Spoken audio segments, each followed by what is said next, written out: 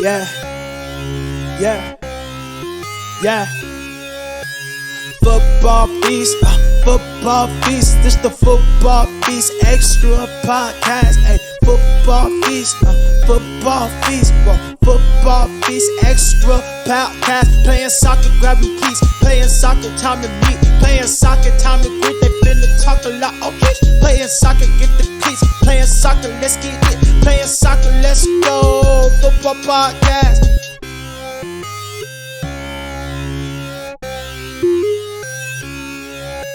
Welcome to episode 2, very special guest. And as you probably know, I'm normally outnumbered, so today I have brought back up. And he's got a great name, Billy. But for the podcast, we're going to go Billy H. Cool. Yeah, that we're going to start. Yeah, no problem at all. We're going to start off, as we always do when we've got a guest, with your five-a-side team. And as you're a Spurs fan, I'm interested in seeing you've looked out because there's going to be some huge names. Are there any huge players then?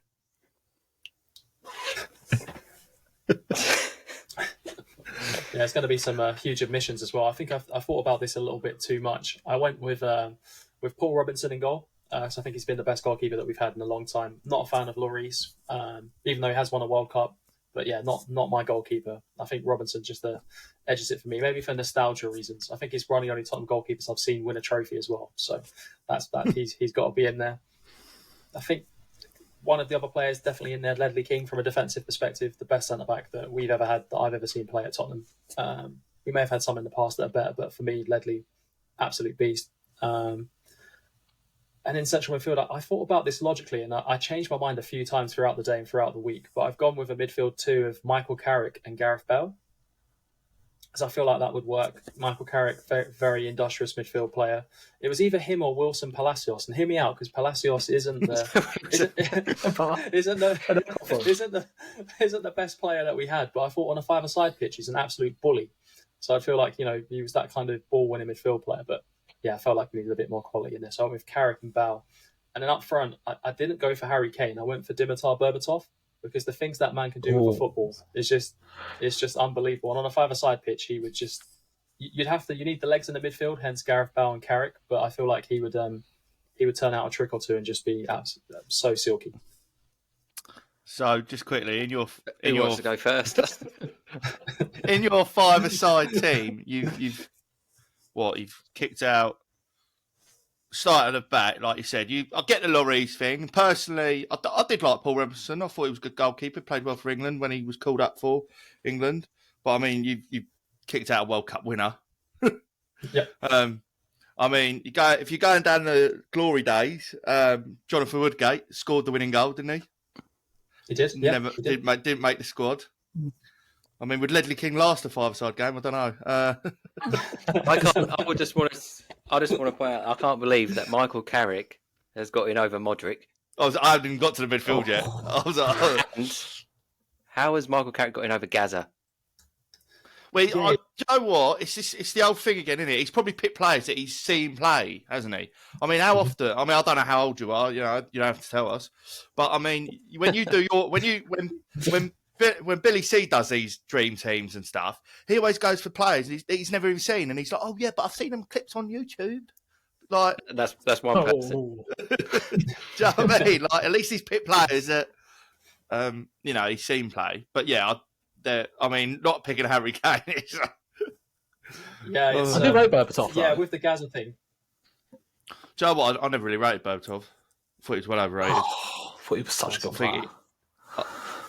I think he was a very good player in like a rubbish Spurs team, and I think he went to United and he was just a bag average player in a good team, in my opinion. I mean, don't get me wrong, he scored some good goals. He scored like 5 goals against Blackburn in one game, and see, when I say overrated, he was a good player. Like, I'm not trying to say he was rubbish, but I think there was much better out there.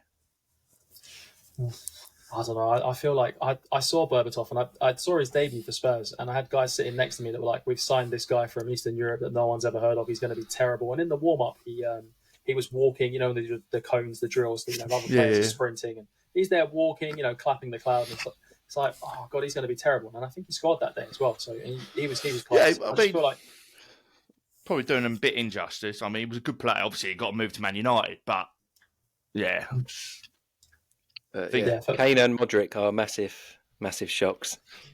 Yeah, I'm trying to think of any other. Didn't fancy a bit of Pavlyuchenko or whatever his name was. Oh, Do you remember him?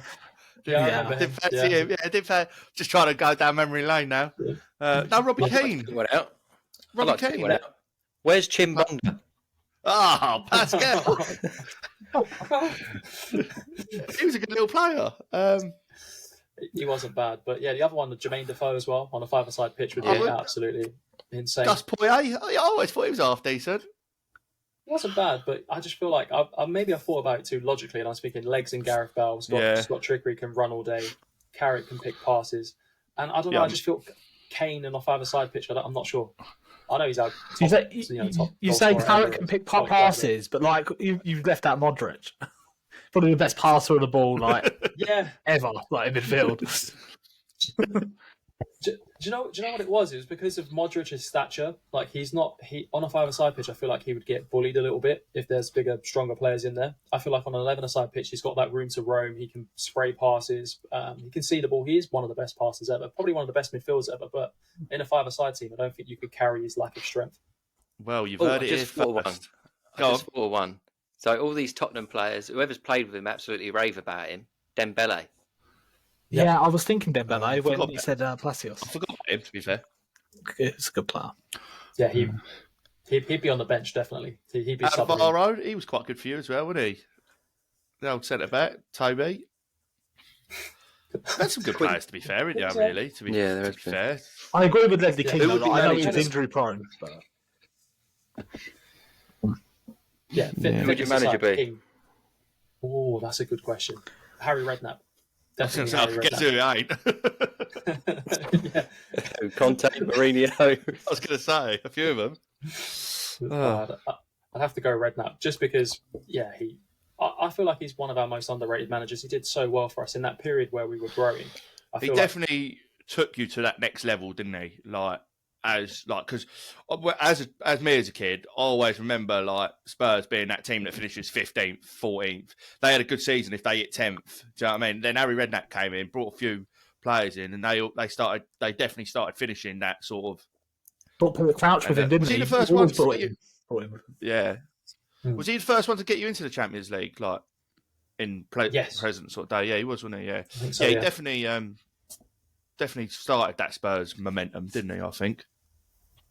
Yeah, for sure, definitely. I feel like he. Who'd you have before him? Martin Yole. Do you remember Martin Yole? Yeah. There was some. Pochettino, he did well for Tottenham. Oh, was it Martin Yole? He did very well for Tottenham. Yeah, Martin Yole, and there was you had some Dutch guy, didn't you? Did he only last 5 games or something? Didn't he? Oh, De Boer, or does it Boer? No, not AVB. No. There was someone before him, wasn't it? Oh, Frank Arneson or something, wasn't it? Or am I making that up? No, I think he was the director of football or chief scout or something. Oh right, okay. I thought maybe he got them. Yeah. Oh yeah, that was Danish, not whatever I said, Dutch, whatever. Anyway, yeah. Yeah, well there you go. We'll stick that on TikTok and see what everyone else thinks. I think you're ready for a roasting. You get a few comments there. We'll have to do a thing first. Who's got the best one so far? Because we've had Charlton at bottom. Yeah. Gary's Liverpool one was pretty decent. That'll be good against the Spurs one. We'll have a little. We'll see. How long did it take you to think of that, or did you do it in 5 minutes and thought, yeah, that'll do, and then just walked on? Do you know what? Honestly, I've been thinking about it all week, and the team has changed so much. So I had Gaza in there at one point. I had Hoddle in there at one point. I had Chris Waddle in there at one point as well. Because I remember those playing when I was growing up. When I was only little, 5, 6. Yeah. So I remember them playing Gaza as well. And then I thought about Kane, but I don't know. For me, I don't like him that much. Maybe it's a personal issue, but yeah, he was in there. And then in goal, I had I kept changing between Kane out. No, I just said, mate, don't make his team. Kane's not getting anywhere near the team. Is it because he might leave? And there's my next question. Is he going to leave? I hope so. I genuinely hope so. No, to be fair, pretty much every Spurs fan I hear chat to now, it's like they say, I think it's time for him to move on. That is one common theme that seems to be going with Spurs fans. But I actually think he'll probably stay at Spurs, personally. I think Levy will be spiteful and keep him and let him go on a free when his contract runs out. I mean, Tottenham are that club now where, all right, don't get me wrong, 50, 60, 70, 80 million is a lot of money to them. But it's not like they need that money, is it? They're a wealthy club. It's a dangerous game to be playing because it's a lot of money. And if they keep him till January, and then they'll only get 20 million in January if they decide to cash in on him. If he's like, no, I'm not going to sign a new contract, I'm definitely leaving in 6 months. So yeah, they will get hardly anything for him, and he'll be able to sign 3 contracts with anyone in January anyway. But I personally don't see him leaving the Premier League. I think he wants that. If you're not going to win anything, you might as well get the Shearer record, didn't you? Yeah. I've seen that he's open to that move to Bayern. Do you know what? I was listening to Talk Sport and they were talking about it, and I kind of agree with them. They were saying it's a bit of a sideward step, and I do sort of agree with them. I said this last week. You both looked at me weird. Did I? No, I don't remember doing that. I think that was last week. I don't know if it's a step back, but it's definitely not a step up because don't get me wrong, he'll win loads of trophies because he'll win the German Cup, the Bundesliga, and that. But like, it's a league that they're going to win, isn't it? It's just you go in there thing. I mean, obviously, you could argue it's a step up because obviously they do challenge in the Champions League, but I don't know if Bayern Munich have got it in them to win it. Have they? So, I mean, they're not as good as they used to be, are they, Bayern Munich? No, definitely not. I feel like for Kane, it will be almost, it's a little step up, but then the quality of the league is poor, so you'll get 35, 40 goals, a bit like Lewandowski did when he was there. He'll be similar type numbers, but he will win trophies. But I don't think they'll win the Champions League anytime soon. They haven't got that quality, especially. Would anyone take him that serious if he went there for 3 years, won 3 Bundesligas in the title, won the Golden Boot 3 years in a row, and then he came back to England like when he was 34 or something to Newcastle, for example, because they're still looking for a striker? Would people laugh at him a little bit, or would they think, "Oh, fair play to him, well done, mate, come back to England"? I don't know. I think it's a bit of a weird one. I think there'd be better clubs to go to if you were going to go abroad. Surely there'd be other clubs interested. I just think he should stay here, even if it's. I think he will. I think he'll stay. I think he'll sign a new contract at Spurs. I think he'll sign a new bumper deal at Spurs, 2 or 3 years, and he'll see it out, and then he'll probably sign another one in a couple of years' time as well. Because, I mean, I said it ages ago. I just don't really see where he's going. Like, if you do listen to sort of like Talk Sport and Sky Sports and all that, which I do, because obviously that's what I get a lot of my information from. Man United don't want to pay 100 million for him. And I get that. Why do you want to pay 100 million for a 30-year-old? I do get that, but I mean, he probably is worth it. If he scores you 30 goals a season, that'll win United the league probably.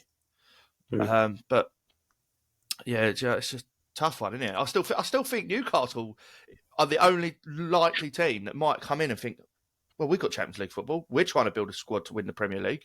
Join us. And imagine that, because they wouldn't bother them spending 100 million, would it? They don't care. Well, I think they can only spend. They can't spend a lot more, can they? Because they wanted to get Maddison. I read that they couldn't afford to buy Maddison and Sandro Tonali.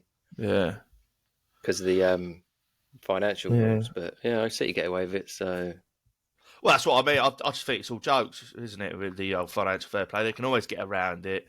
These Arab companies that are like, things can just throw more money into the club if they want to.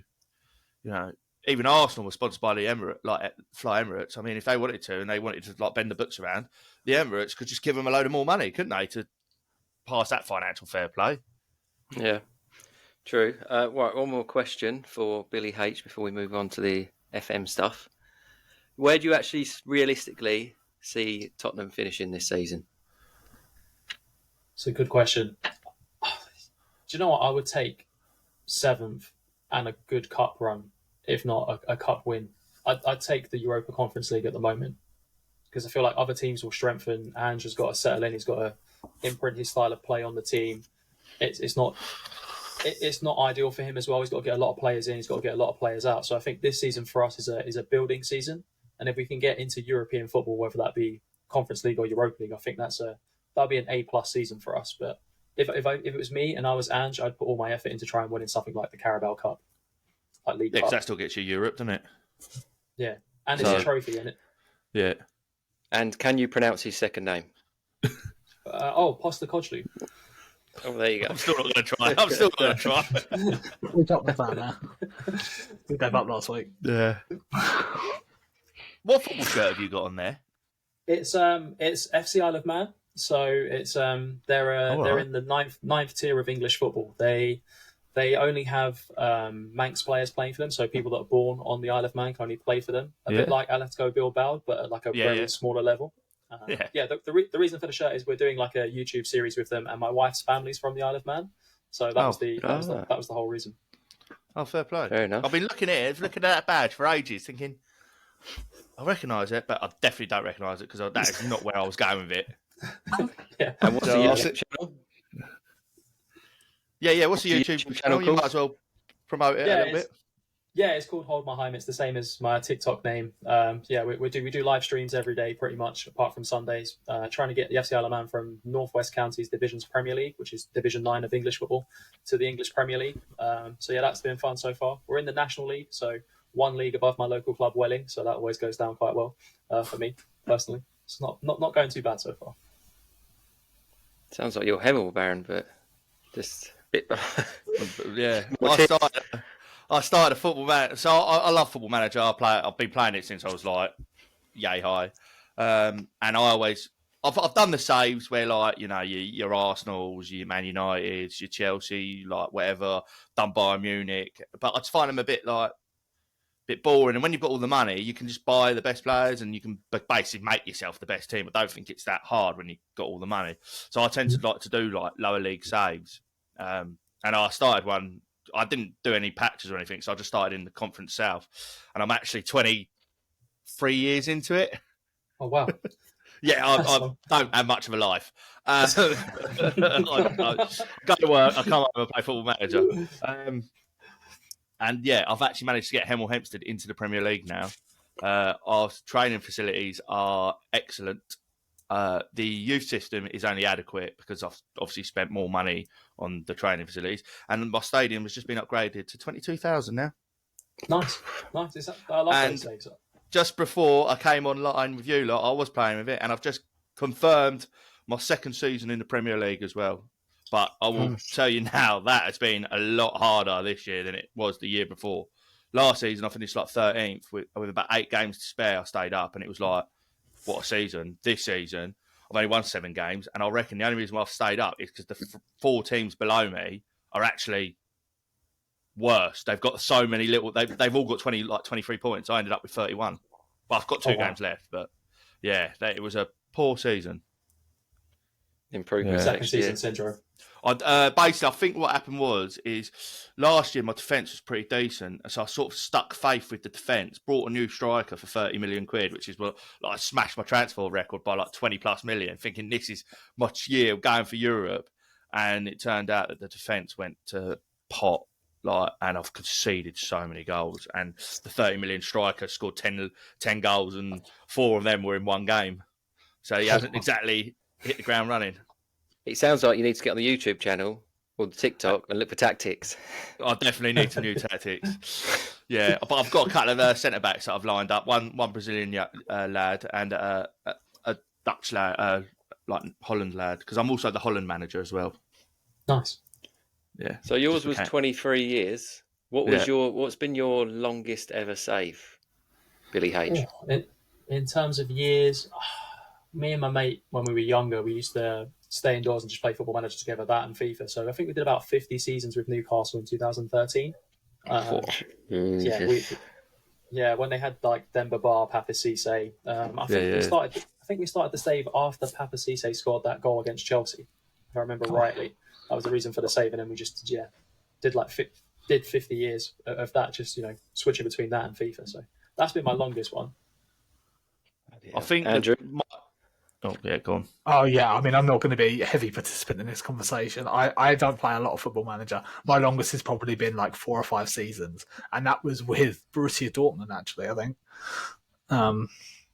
I like having the money. I know what Baron was saying that he doesn't like. I don't like having like loads of money where I can just buy anyone, but I like having like a modest budget so that if I'm scouting people, I can buy them and I'm not getting frustrated by them wanting all these release clauses. And I just like to buy who I want. So yeah, my best season was with Dortmund, and I had Haaland, so I felt like it was a bit of a cheat. But yeah, I don't know if it's us, if I support Sunderland, but I like to struggle.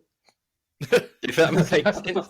Once I get to I've won the Premier League, I've won the FA Cup, I get a bit bored of it. I like to be struggling, finding a way out of deep shit. I mean, this Hemel one that I'm doing, the Hemel Hempstead season that I've done, is by far probably one of the hardest I've done, because I did do one a few years ago with Dover, and this is the best I've ever done. I actually got Dover to about the quarterfinals of the Europa League, and I remember getting knocked out by AC Milan, thinking, "Cool, I've done well here." And I was like a cemented mid-table Premier League team, so that's the best I've ever done. But I don't know if I actually did 20. I think I must have done similar, like about the same time. But one thing with my Hemel one, which is a bit different, is I've never really won a league. I've always got up through the playoffs or finished second. I've never won any of the domestic leagues. I've just floated slowly on. So when I finished runner-up in League Two, I actually got a new record total for finishing runners-up, if that makes sense. That was annoying. It come up going, this is a new record for finishing second. It was like 97 points or something ridiculous. But I think it was Bristol City were above me, and they won basically every game of the season. And then, the year I got promoted out the Championship, I finished second, and I lost the league by 2 points. And I lost, I think it was my second or third last game. I actually played top, and if I'd beaten them, it would have been enough. But I think I got the draw or something, and that was a bit unlucky. But to be fair, I thought, like I said, my first season in the Prem with Hemel, I thought I would get relegated because no one wanted to join me.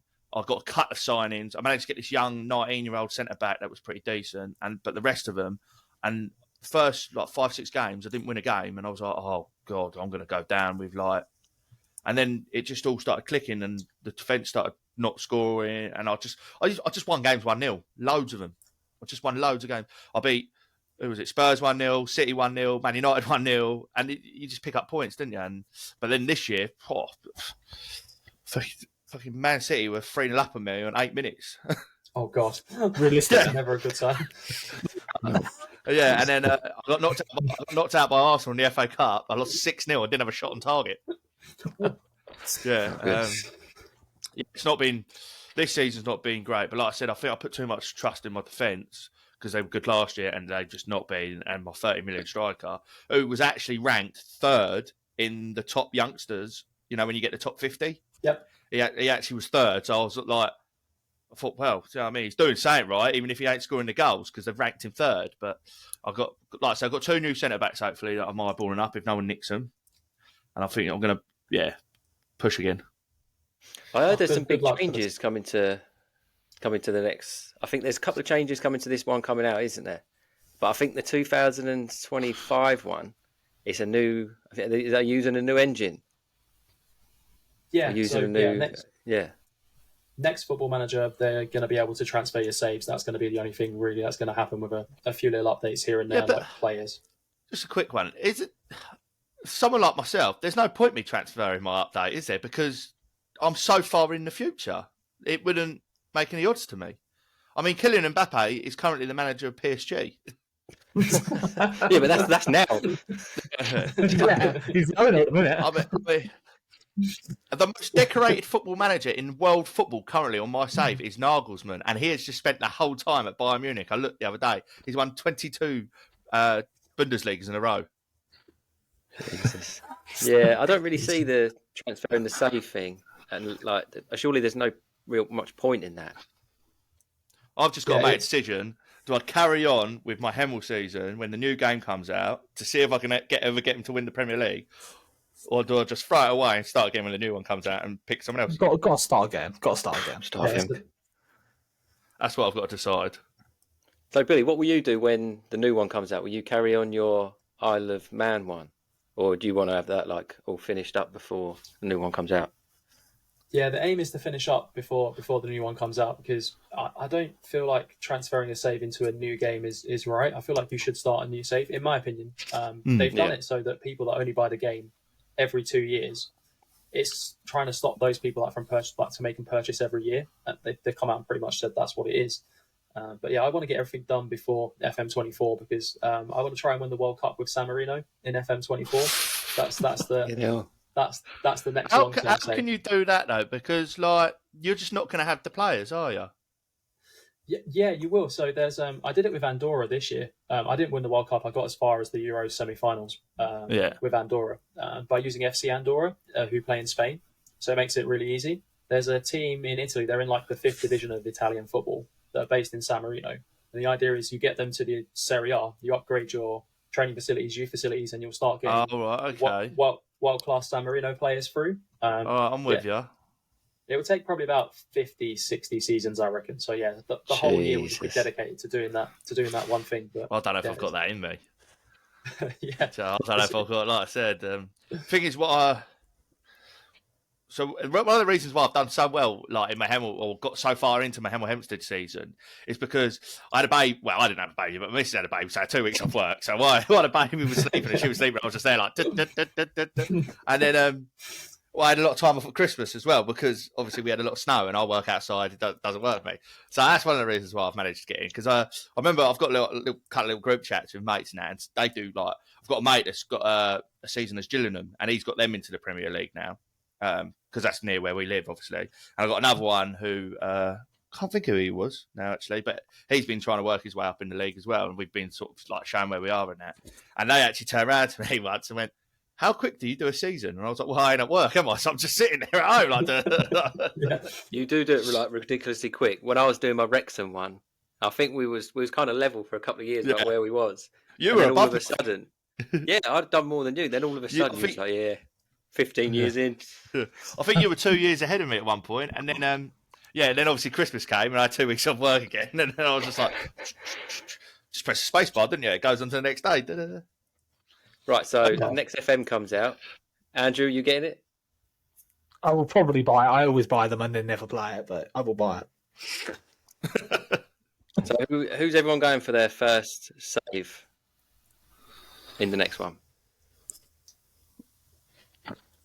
I mean, first save for me, the beta save will be Juventus, just to get used to the game mechanics, find out the best youngsters, that kind of thing. And then when the game fully starts and the database is ready, then it'll be San Marino winning the World Cup. So yeah, hopefully that will be a long, grindy one. Yeah, that is mad. That is impressive. You can do that. Yeah, so I might, because I know my nephew's done it a few times. I might look into getting these like patches or whatever they're called, so I can start further down, because I always seem to do, like I said, I've done a Maidstone one where I just got sort of stuck in the Championship. I couldn't get out of the Championship. I've done the Dover one, like I said, and got to like the quarterfinals of the Europa League, and I'm doing this Hemel Hempstead one. I'm either going to do a bit of a journeyman one, because I've never really done one, when starting like, you know, Africa or something, and work my way around the continent, because I've always fancied trying to win like the Champions Leagues in each continent, because I've never done it. So I might look at doing something like that. Yeah, that'd be all right. Yeah. Andrew? Yeah, I think it'd be good to have. He's going straight to PSG. No, I don't want to have that much money. Like, I think it's good to do it with like a goal in mind. Like what I did this season, which failed like miserably. I don't know if you can see behind me. I've got the shirt on the wall. You can only see a little bit of it, I think. But I basically got like a mystery box, and then was just like, I'm just going to be whatever team I get in the box, and I didn't filter it at all. I just said not Tottenham, and anything else goes. And it was the team I got was from the Mexican second division, so I wasn't even in Europe. I had literally no clue what I was doing. Like, I think it was too far for me to go, like, for someone who's quite casual when it comes to Football Manager. So I'm going to stay in Europe next season, but beyond that, I haven't really thought about what team I'm going to start with. I'm going with Club Bruges this year. Only because I visited the stadium last month. Yeah, visited the stadium, so that's where I'm going to start. Until I realised what we were talking about the other week, when they have like 2 different seasons. Oh yeah. Have you done a Belgian one in the Belgian league before? Yeah, I did a standard Liège one when they had players like Axel Witsel, Stefan Dufour, and a few other young wonder kids. Yeah. It's got to be like FM 11, 12, something like that, if I remember rightly. Yeah, and like you said, that you do the league season and it splits into like the winners, and then you play like a mini league to see who wins the league. It's Yeah, mad. it's weird, isn't absolutely it? mad. But they like cut the points in half, don't they, for some weird, strange reason? So Yeah. I'm going to give that a go next year. That's going to be my first one. And I'll see how I get on. I just love FM. To be fair, I just think you can get so lost in it. I speak to a lot of people and they're like, "Oh, it's boring. But I tell you what, I just because you can do When you get everything into on it. it, can you? I like Yeah. Yeah, I don't know if you remember the old LMA managers. You could like build the actual stadium on Yes. them. They were better when you could like actually build your stadium. You could build your team, I- couldn't you? And I you got remember like a certain amount of money, and then Yes. you could buy like your squad. Well, you can do that on FM, can't you? You can take a team out, get their money, and like I've never done it, but you can create your own draft sort of thing. Has anyone ever thought about like adding like a director of football into Football Manager or something like that? I think that'd be quite There was cool. a game called Director of Football. There was What, so actually, you- I played that. There was a whole game where he was just a director. This is a while ago, though. But wouldn't you sort of do a similar thing other than hire and fire your manager? No, because you do like all the running of the club. I suppose it's a bit like Football Manager, but then you'd fire the manager, all that crap. All I the think it's quite- advertising, the stadium sponsorship deals, all of that stuff. Yeah. I think I'd rather just the football manager side of it. But I want to tell you what something really Fair annoys out, me about yeah. Football Manager, right? But it's probably only annoys me. It probably don't annoy anyone else. But I don't like it that they don't have like any of the licensing for like the pictures and stuff. And it's just, I'm not a very imaginative person. I like to have it there. Like I always get I find like some sort of patch and I get the images on there, but it takes ages to download it all. But yeah, I just find it really hard to get into. Okay. Like, but it's just the English league, isn't it? Like the foreign leagues, they have a lot of the images of the players and stuff. But the English leagues, Yes. I mean, Man United, they don't even have a license for that club, do they? They don't even have Man United. But it's when you start down the bottom, you're not that bothered about it. Yeah, that's true. If I'm honest. Once you're that far in, like you're 25, you've got 50 seasons with San Marino. No one you know is going to be playing. Yeah, that's true. The only thing I'm a bit disappointed about. Yeah, the only thing I'm a little bit disappointed about with my save is that not more footballers have become managers.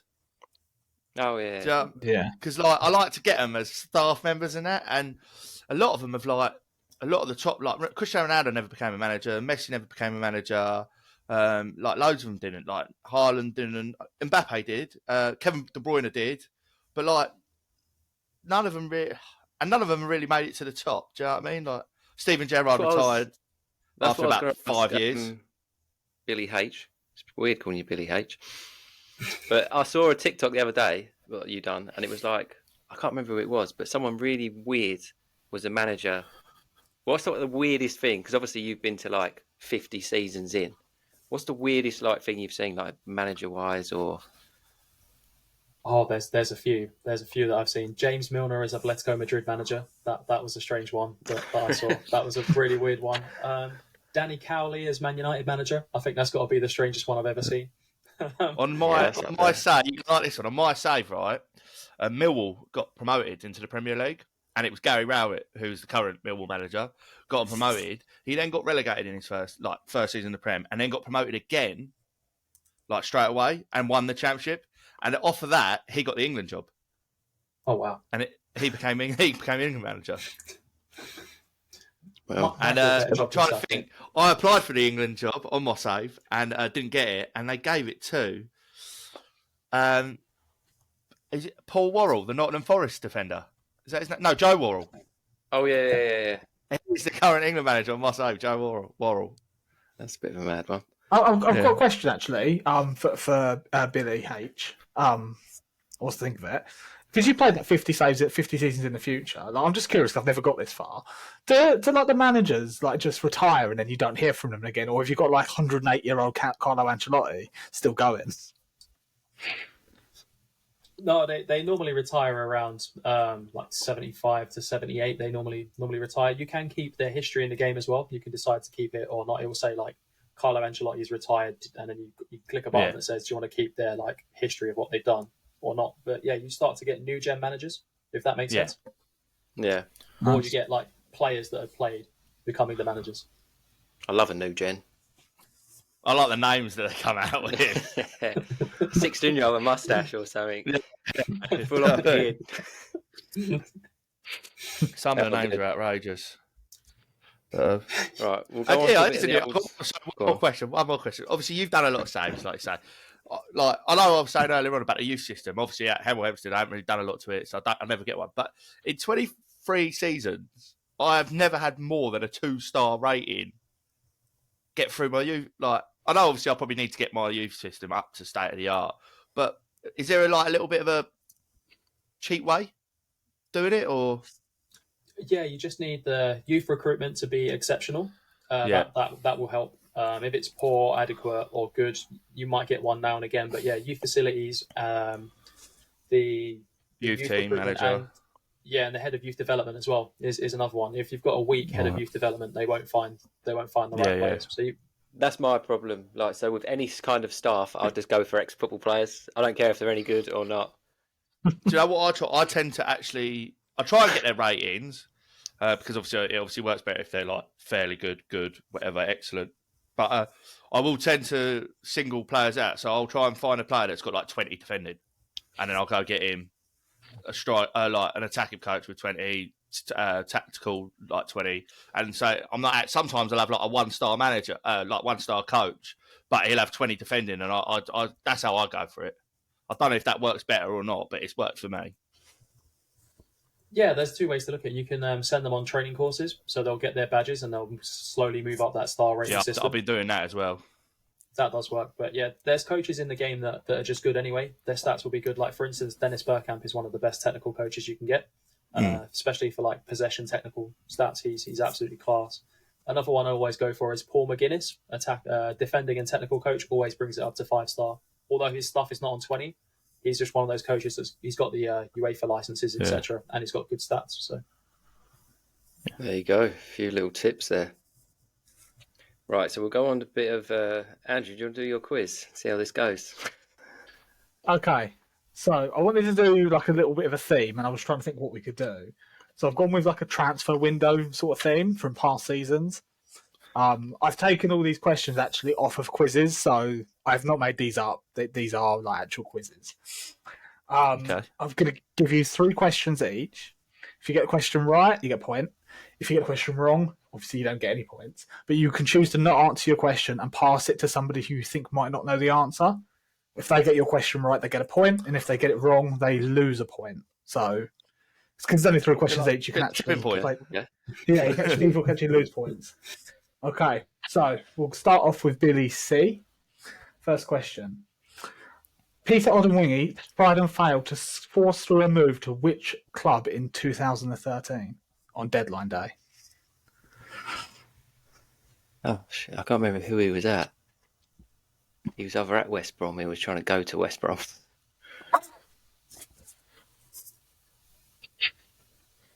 I'm just going to say West Brom. I think he was actually at West Brom. It was QPR. He was. That was quite QPR. funny. I've had. Yeah, it's QPR. It was one of the way rounds. I thought it was Spurs. Is it because QPR had Harry Redknapp as manager at the time? Or am I making that up? It's involved in most of these somewhere. Yeah, I've just got Harry Redknapp talking about it in my head. Maybe that was something else. I don't know. Anyway, continue. Sorry. Okay. So this one will be for Billy H. Which player was denied a deadline day move to Real Madrid in 2015 due to a dodgy fax machine? David De Gea. Give him the easy ones. Blimey. I know he's new in that, but come on. They're all balanced out. You've got some easy, some harder. I've just answered in a different order. Yes, mine will be ridiculous because I'm normally quite good at the old quizzes. Yeah, but Baron just criticises when other players get questions right. Right. Baron's question. I think this is quite an easy one, to be honest. In 2011, Liverpool signed which 2 strikers on deadline day with 4 minutes apart? Fernando Torres and Luis Suarez. No, it's Luis Suarez and Andy Carroll. Of course it was. They sold Torres, didn't they? Sold Torres. Yeah. It's because I jumped in, didn't I? I jumped in there too quick. Okay, so far Billy H has the lead. We'll go back to Billy C. Who was the West Ham boss that signed Carlos Tevez and Mascherano on deadline day in 2006? Alan Pardew. Was Alan Pardew? Yeah. Well, no one's passed anything yet. So. Right, Billy H. Which player has signed for Chelsea twice on transfer deadline day? Romelu Lukaku.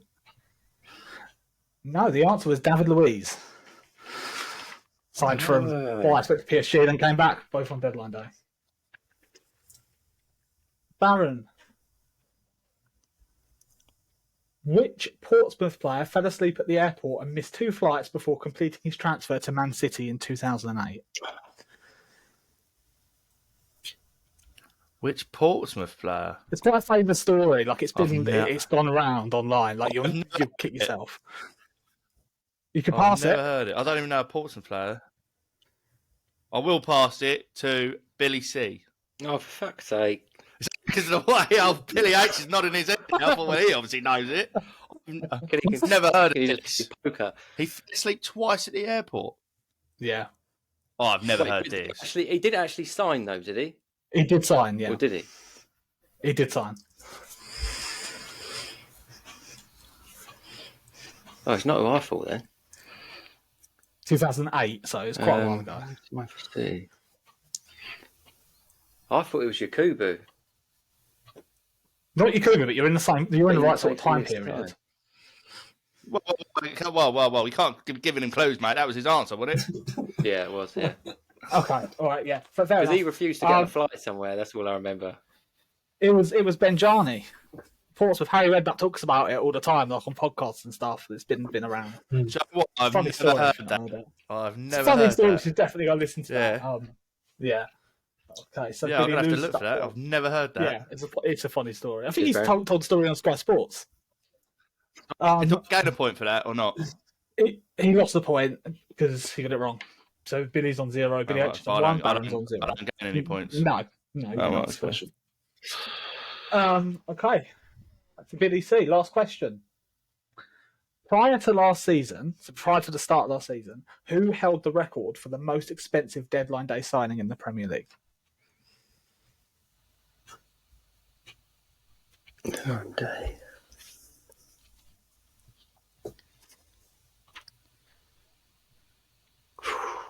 That's tough, that one. It was a nightmare finding a question for this because obviously you've got to look at the date that the question's published, and then obviously the transfers have got mental. So we're not counting Enzo Fernandez, basically. Giving it to Billy H. Okay. Oh God. This could Deadline. backfire, but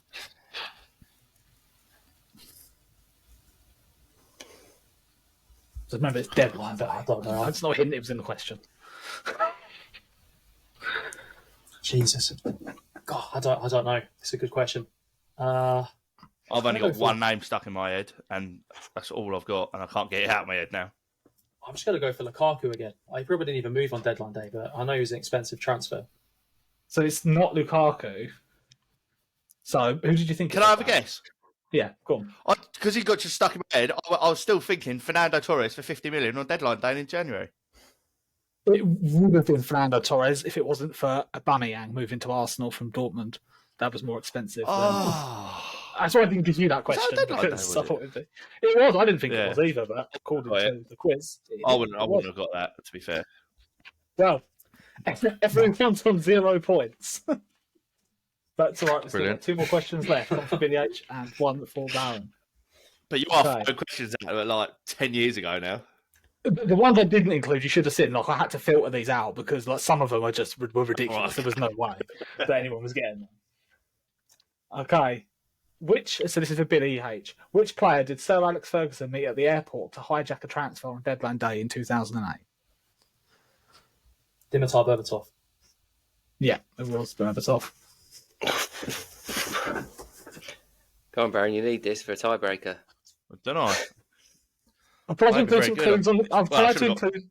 I've tried to include some clues in this question because it was a hard one. So I've tried to give hints in the question. It was hard to Brilliant, find a thanks. question, honestly. Right. Which Dutch Premier League winger got on a helicopter to London in 2010 to try and force a move to a London club?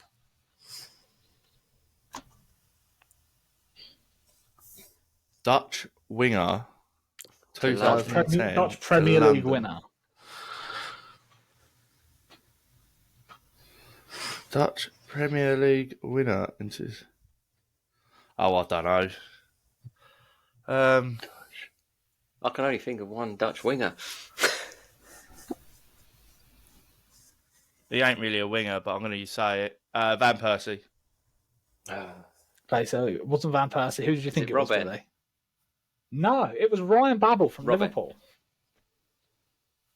Ryan Babel Fucking from Ryan Liverpool. Babel. Where was he trying to get a move to in London then? He flew around Tottenham and Chelsea. That's why he was trying. He just wanted to move to anyone, and then he came back the same day Premier and then League turned up for winner? Liverpool training. Did Yeah, you say he wanted- Premier yeah. League winner? No.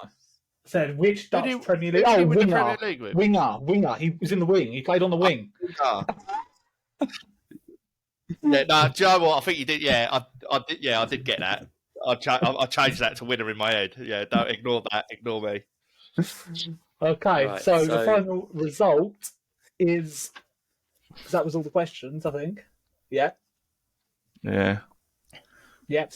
So Billy H wins with 1 point. So well done. That was quite We a had hard to quiz, but- let the new guy win, didn't we? Yeah. Had to let the new guy win. This podcast is sponsored by fantasy novel The Beckoning. By up-and-coming author T.L. Campbell, it's the first in the Wolves of War series that is available on Amazon now. Had to let the new guy win. Oh, Baron, we had 0 points. I can't believe I did. I've jumped in with the old Fernando Torres and Luis Suarez like I did. Oh, it's been Yeah. it's been a long day. It's been a long day. That's my excuse. I've been Right. playing full manager all day. Just a bit of transfer talk. I'll just go to like each of us individually. So best transfer so far in the Premier League, and who you think your club should buy next. Andrew, we'll go with you first. I mean, there's not actually been that many sort of confirmed deals, is there? Like, I know, like, the Rice one is nearly there, and it's not confirmed. Mount's not been We're confirmed. not going too that far deep anyway. into it. Rice is basically signed.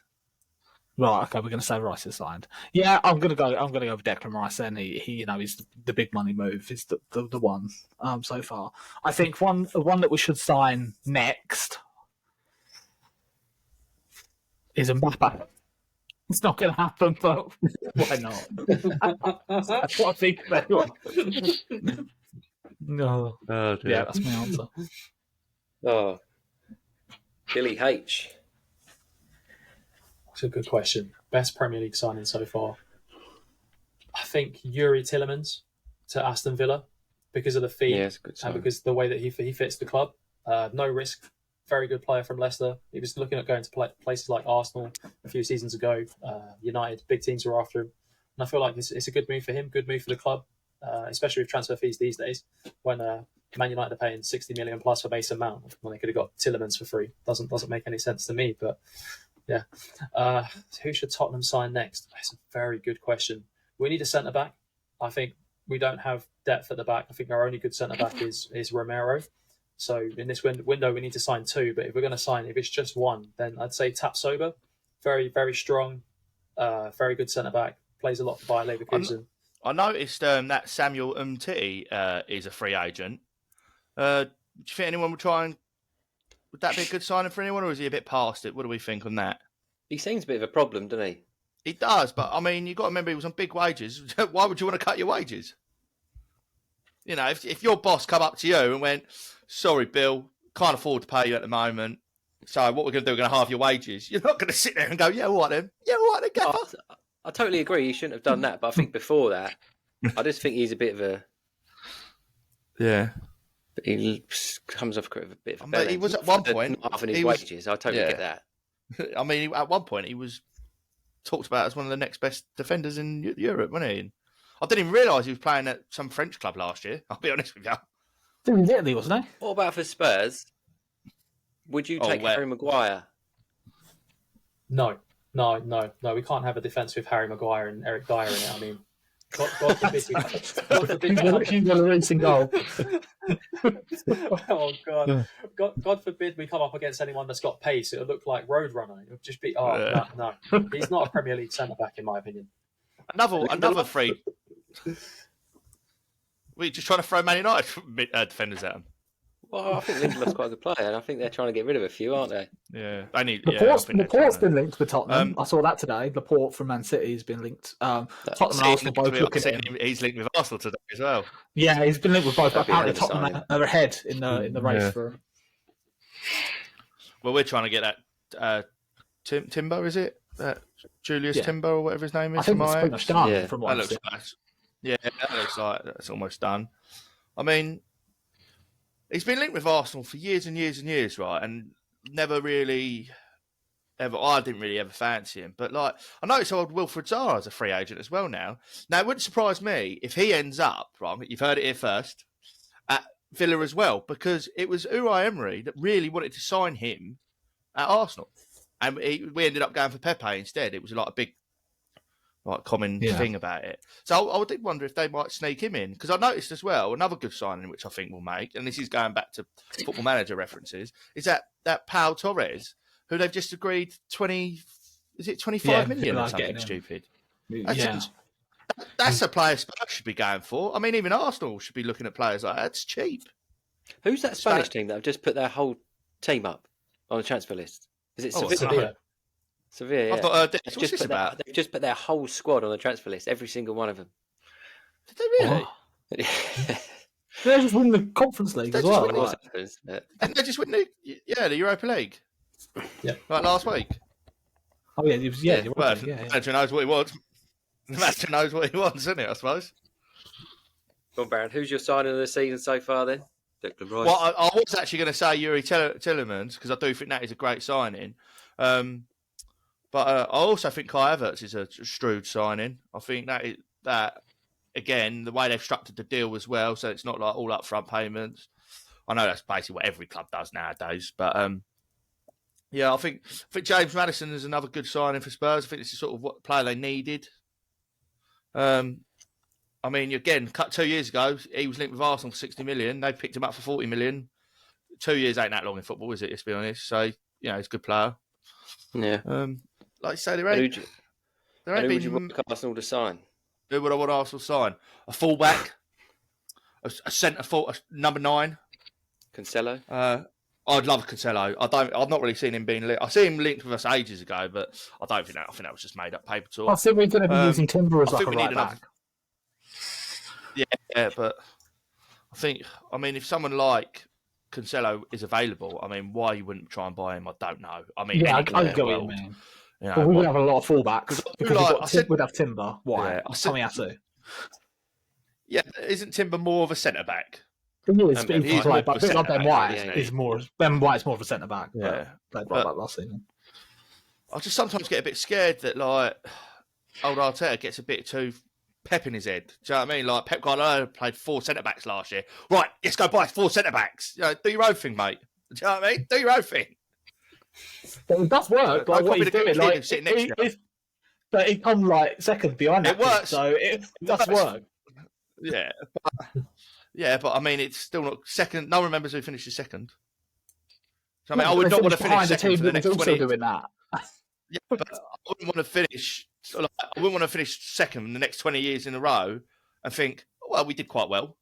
So I mean, that's. I know. I just mean the idea. The two teams that did that idea came first and second. We've got to try and improve and get better. But I mean, I just love the idea of. I just can't get past. I'm a bit like this. I get my headset in like headlight or like like blinkers, and I just look straight. And I just think Declan Rice, Kai Havertz, and Martin Odegaard as a midfield 3 is outrageous. And I think with Martinelli on the left and Saka on the right. I thought Mbappe up front. I think if Ivan Toney hadn't got his 8-month ban, that's the player I'd have been like screaming for. Yeah, I wouldn't. Do you know what I mean? But I just don't think you can afford to pay like, I don't know, 40, 50 million for a striker that's got an 8-month ban. You don't know if he's going to be keeping himself fit. You don't know, do you want to be spending that sort of money and then having to go around his house to make sure he's keep training? Because he's not allowed to train at the club, is he? Because he's banned from all football activity. Yeah. So the only place he can train is at home, isn't it? All out at the gym, obviously. But I can't imagine him going down his local gym, can you? But I just think we need a number 9, and I just think they're too expensive for what Arsenal. And I think that, as much as I'm looking forward to the new season, especially if we sign all these players that they say we're going to sign, even if it stopped at the Timber deal and we didn't buy anyone else, I'd still think we've got a hell of a squad now. I just think to win the Premier League, you need a bloke who scores 25 plus goals a season. That is 100%. Unless you're Man City. Well, he scored 36. Yeah, the year before that, they won it without one. That's all. Yeah, but they got 20 goals from Sterling, 20 goals from here, 20 goals from there. Do you know what I mean? Like, it helps, doesn't it? But, if Arsenal had a bloke, if Arsenal had Harry Kane this season, we would have won the league. I had Weghorst, maybe. He's available. That is silly. That is the most ridiculous signing I've ever heard in my life, and they are a laughing stock, I'm telling you. So my signing of the season is McAllister so far.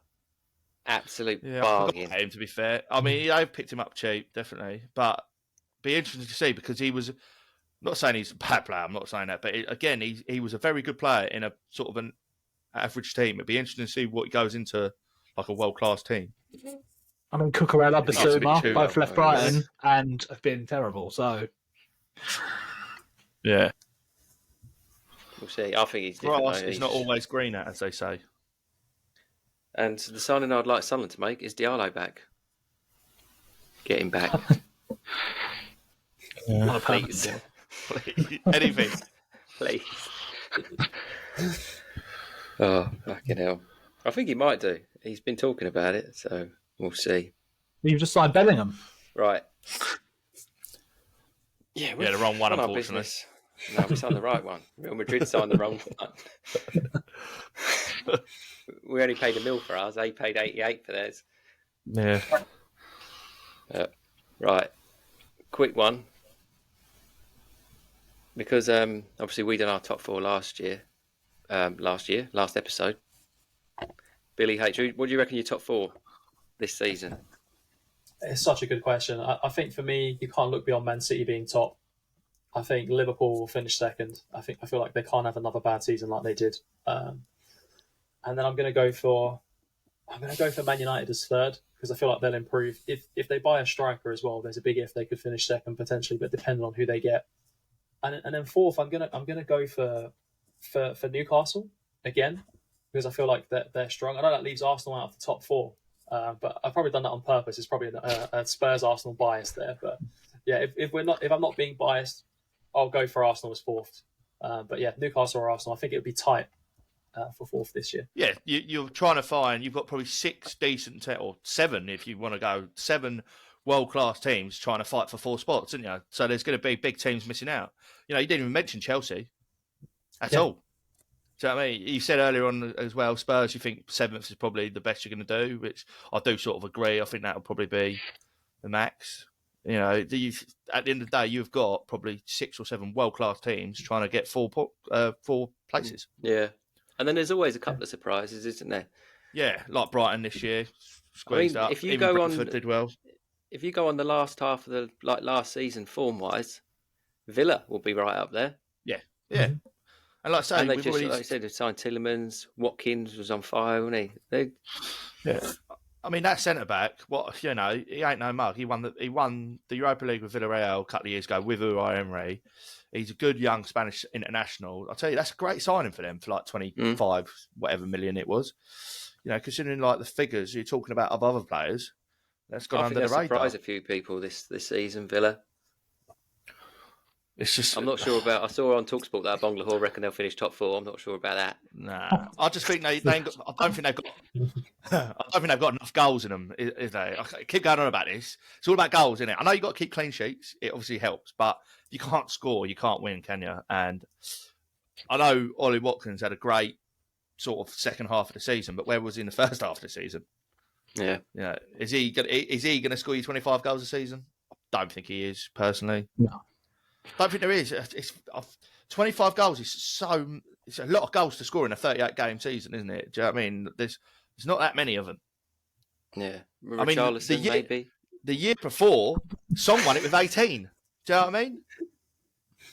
Could anyone just back? No one's going to back me up about Richarlison, are they? I actually think he's a good striker if he plays. He's good up for front. Brazil.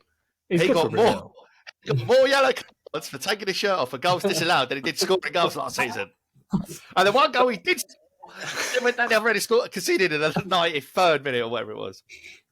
But when he played for Brazil in the World Cup, he looked like a proper striker. Do you know what? On the Friday, I just thought he looked average. He scored a fluky goal, didn't he? When it bounced off his ankle, went up in the air, and he overhead kicked it. I mean, if he had a decent touch on him, he wouldn't have done that. I think the problem with him, because they paid so much money for him, they expect wonders from him. But the problem is, when you go to Spurs, and this will be all the why Harry Kane's there, don't matter, like, obviously you've got to be a striker, you're always going to be second fiddle. He's never going to get, he probably needs 20 games in a row. You know, he probably needs to play every game to get on a bit of a run. And he's just never going to get that, unfortunately, for him, is he? He must go through some shirts. Get some fights. Yeah. Imagine if he did score 20 goals a season. He'd miss half the season. The kick man would be loving it. He gets a pay rise. He ain't a bad player. Obviously, he ain't a bad player. He plays for big clubs. He's moved for big money. But I just think when you're... It's just a bit of a poison challenge, isn't it, joining Spurs as a striker? Because while Harry Kane there, you are never going to be number one. You're always going to be on the bench and probably sitting there hoping Harry Kane gets an injury so you can start a few games. Yeah. It's a bit like if you're like that the Argentine guy for Man City. He's never going to start in front of Haaland, is he? Yeah, he's unfortunately for him, if he wants to become he probably can do it there, obviously, because he will play a lot of games. But, you know, if he wanted to prove himself, he'd probably have to leave. Thing with Man City, though, other than like a few positions, he rotates everyone. Like everyone, it's not just one player sitting on the bench all the time, because he just rotates everyone all the time. Man City, it's one club where I don't think it matters much. He probably fucks me over on my fantasy football. Yeah, not picking any City players. Do you know, interesting fact, right? The guy that came first over in the world in fantasy football last season only captain Haaland 18 out of the 38 game weeks. Did it? And he came first in the world. Yeah, I saw it was a tweet from fantasy football. Fair enough. It's defenders. It's risky, but it's defenders. I don't know if it is. You just got to find, didn't you? Like the person that had McAllister in from the start of the season, or like Matoma at the start of the season, would have gained so many extra points on people before they started putting them in, can't they? I mean, that sounds a bit weird to me. That he might have got very lucky because he obviously captained someone like Salah or someone who also scored loads of goals, but it sounds weird that he only captained him 18 times and won. I know football captained Rashford and got 60 points out of that 1 week. I saw that. But that's what I mean. That's lucky, isn't it? Like that's lucky, isn't it? Unlike what Bill did when he he didn't start, then he came on and scored a hat trick. Yeah, that's lucky, isn't it? Yeah, that was pretty. Yeah, I enjoyed that one. That was Series 2, Episode 2 completed. Thank you, Billy H, for coming on. Don't forget to check out his social media for any extra topics or things you might want to listen to. It's been a pleasure having you on. It's been a laugh. Check out his five-a-side team. I think you'll enjoy it. And we'll be back next week. Cheers. Thank you.